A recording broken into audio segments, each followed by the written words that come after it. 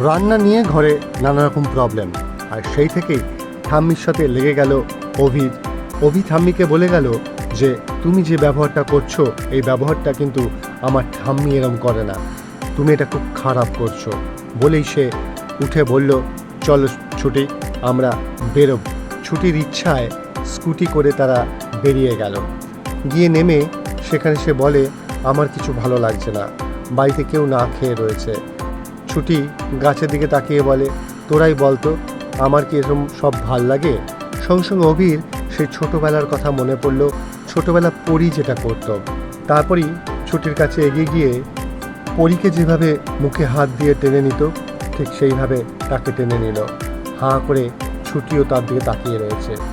তারপর তাকে জিজ্ঞেস করে, কী খাবেন বলুন? তখন সে বলে, রোল খাবো। এদিকে রোল হাতে পাওয়ার পরই হঠাৎ দেখা হয়ে যায় ঝুমকির বাবার সাথে, এবং তাকে দেখতে পেয়েই ছুটি রোল অফার করে। তার ছোটোবেলার কথা মনে পড়ে যায়।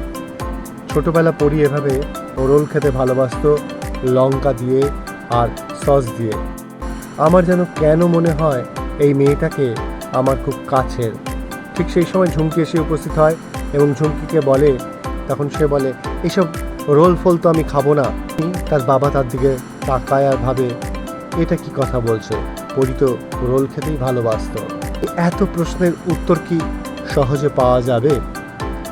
এই সমস্ত উত্তরের খোঁজ পাওয়ার জন্য দেখতে হবে এক ক্লিকে বিনোদন।